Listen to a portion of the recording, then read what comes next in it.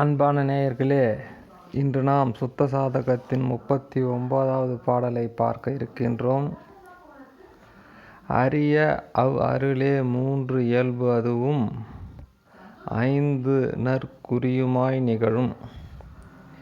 இரியுதலில்லா சத்தையாய் சித்தாய் இன்பமாய் நிற்குதல் இயல்பாம்.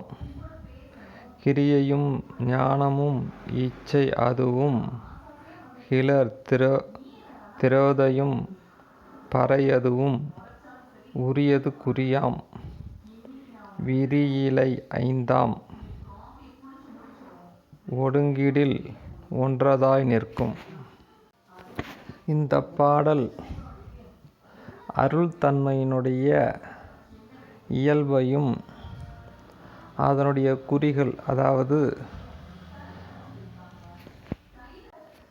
இந்த மாய புசிப்பிலே இருக்கின்ற நமக்கும் அந்த அருள் சக்தியினுடைய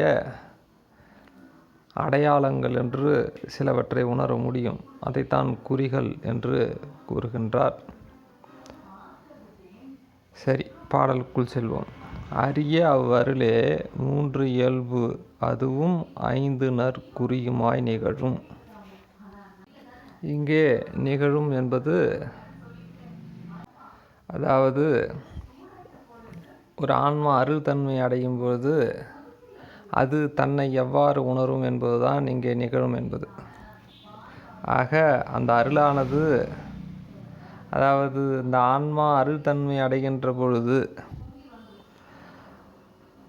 அந்த ஆன்மாவானது தன்னை எப்படி உணரும் என்றால் மூன்று இயல்பு அது பின்னே சொல்லுவார். அதற்கு பின்னே ஐந்து குறிகளும் என்று பின்னே சொல்லுவார். இந்த தன்மையெல்லாம் அது தன்னுடைய நிலையாக உணரும் என்று குறிப்பிக்கின்றார். அடுத்தது அந்த இயல்பு என்ன என்று கூறுகின்ற பொழுது, இரியுதல் இல்லா, அதாவது எந்த விதமான குறைபாடும் இல்லா, சத்தையாய் சித்தாய் இன்பமாய் நிற்குதல் இயல்பாம். அதாவது சத்து சித்து ஆனந்தம், இதை தனித்தனியாக கூறுவார். சத்தாகவும் சித்தாகவும் ஆனந்தமயமாகவும் நிற்குதல் இதனுடைய இயல்பு.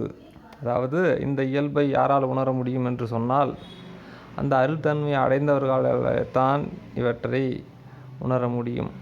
ஆனால் அதனுடைய குறிகுலன்களை மாயையிலே இருக்கின்றவர்களோ அல்லது பிரணவத்தில் இருக்கிறவர்களோ உணரலாம். சரி, அந்த குறிகுலன்கள் என்ன என்று கேட்கின்ற பொழுது அடுத்த வரியிலே சொல்கிறார். மூன்றாவது வரியிலே, கிரியையும் ஞானமும் இச்சை அதுவும் கிளர் திரோதையும் பறையதுவும் ஆகிய இந்த 5 சக்திகள், இச்சாசக்தி, ஞானாசக்தி, கிரியாசக்தி, ஆதிசக்தி, பராசக்தி என்கின்ற 5 சக்திகளும் அந்த அருட்சக்தியினுடைய குறிகள் என்று கூறுகின்றார். அடுத்தது உரியது குறியாம், அதான் முன்னே சொன்னது. இவைக்கு 5ம் குறியாம். விரி இலை ஐந்தாம், அந்த அருட்சக்தியானது விரிந்த பொழுது 5ஆக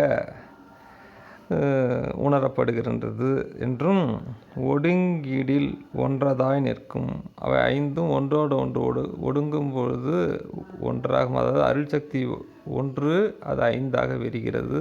மீண்டும் அது ஒடுங்கும் போது ஒரே சக்தியாக அருள்சக்தியாகவும் விளங்கும் என்கின்ற இந்த கருத்தை கூற வருகின்றார். ஆக இந்த பாடலினுடைய ஒட்டுமொத்தமாக விளக்கும் இந்த அருள்தன்மைக்கு 3 இயல்பும் 5 குறிகளும் இருக்கின்றன. அந்த 3 இயல்பானது சத்து சித்து ஆனந்தம். அந்த குறிகளாக இருக்கக்கூடியவை கிரியை, அதாவது இச்சாசக்தி, ஞானாசக்தி, கிரியாசக்தி, பராசக்தி, ஆதிசக்தி. இவைகள் அருட்சக்தியான விரிந்த நிலையிலே 5ஆகவும் 5 குறிகளாகவும், அது ஒடுங்கிய நிலையில் ஒரே அருள் சக்தியாகவும் நிற்கின்றது என்பதுதான் இதன் ஒட்டுமொத்தமான பொருள். மீண்டும் அடுத்த பாடலில் பார்ப்போம். நன்றி, வணக்கம்.